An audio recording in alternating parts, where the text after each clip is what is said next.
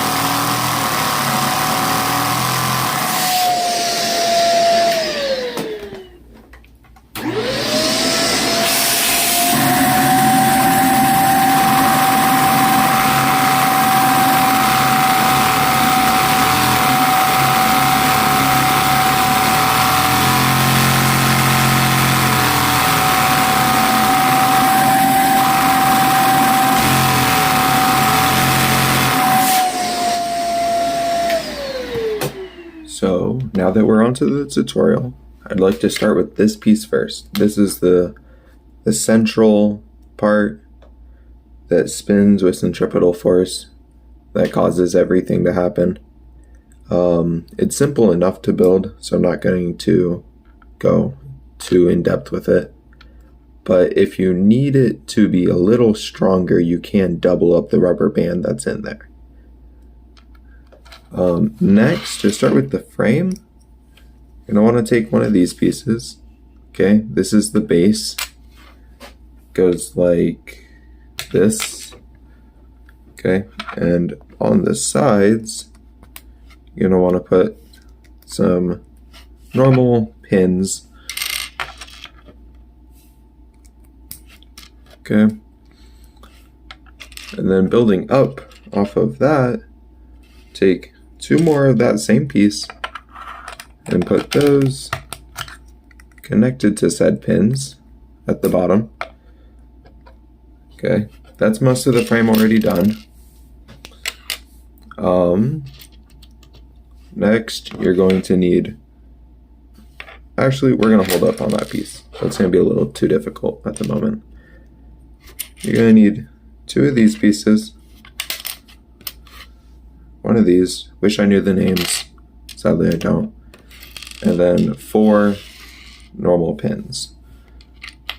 On the outside of this piece, put the pins,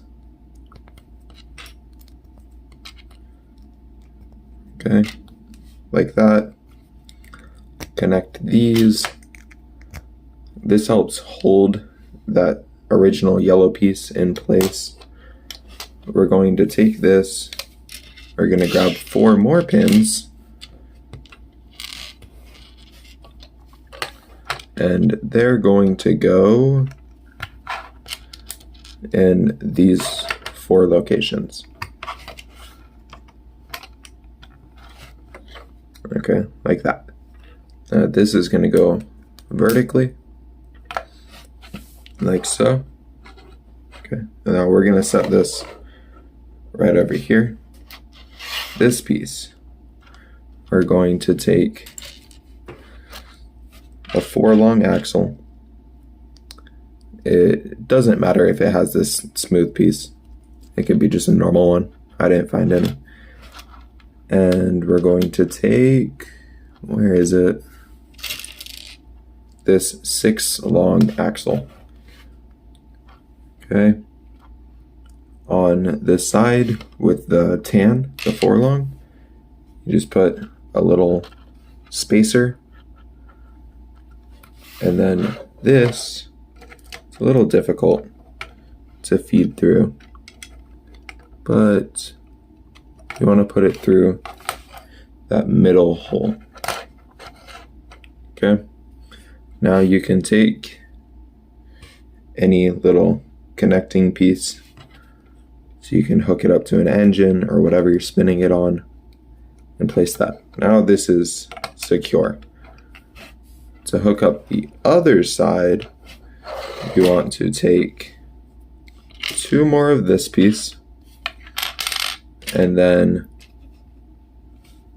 2 of these and just line them up like so in a row. Okay.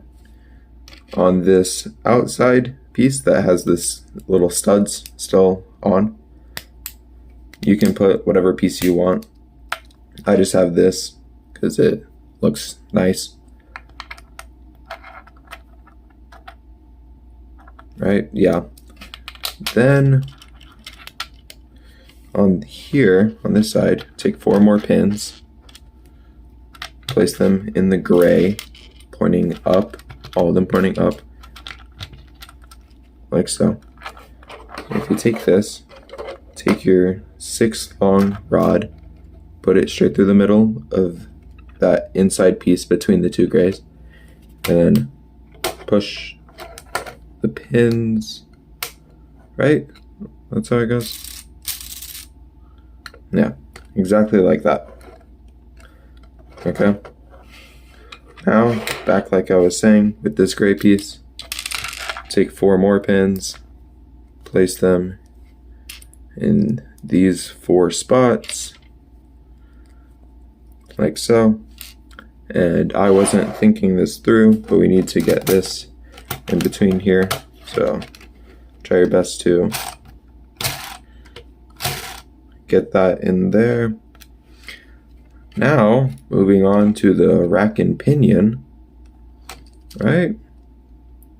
I don't have this backwards. But I'm gonna flip this piece. It doesn't matter which side it's on, but I prefer it going this way. So, sorry if this tutorial is a little difficult to follow, but it is what it is.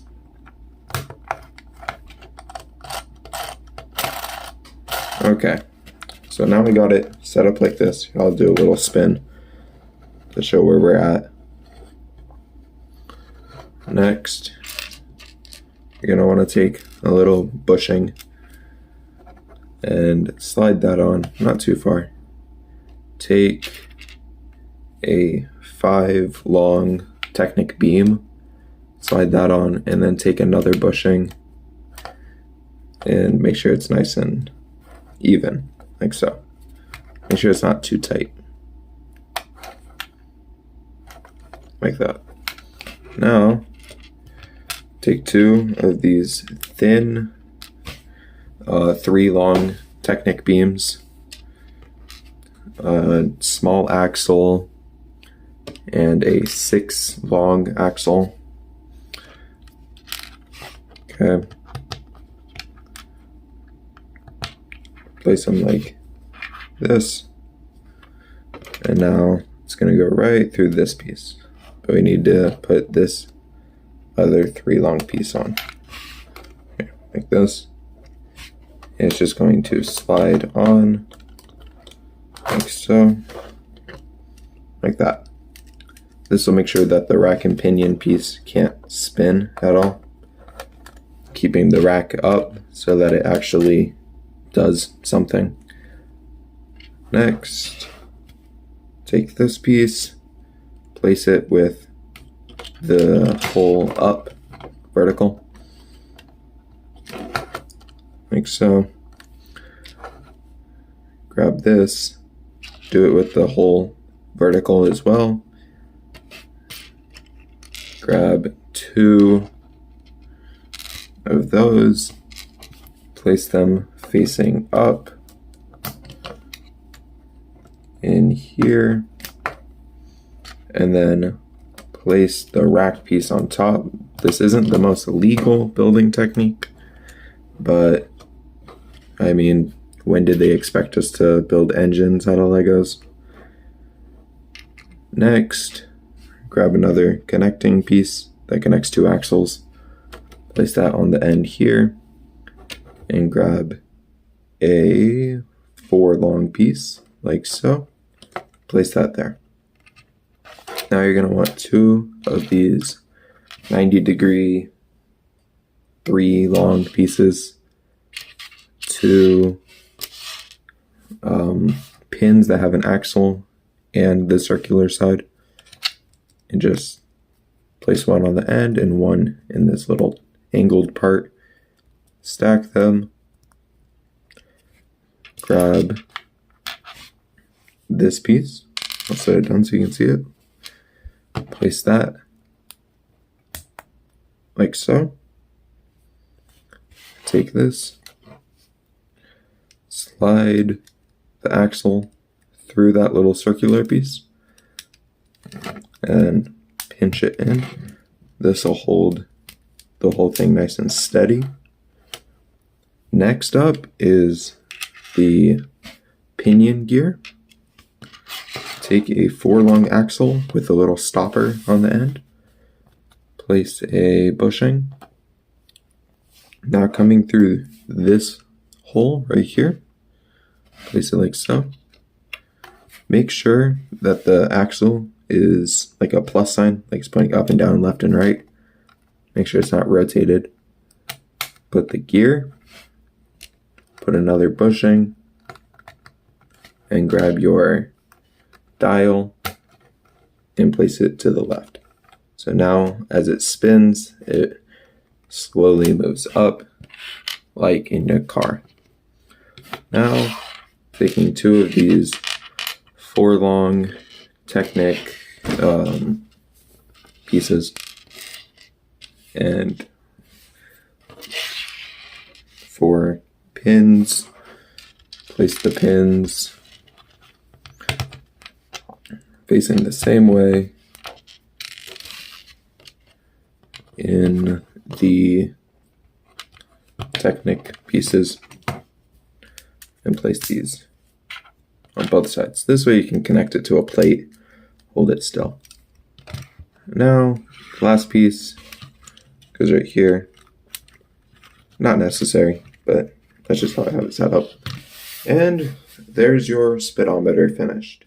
Comment what you want to see happen in the next video or short. I'll try my best to make it happen. If you want a tutorial on this 1 cylinder I used, then ask for that. I could probably get a tutorial out in like a week if it's asked for enough. But that's basically it. If you like the video, then like, subscribe if you feel it's worth that. And thank you.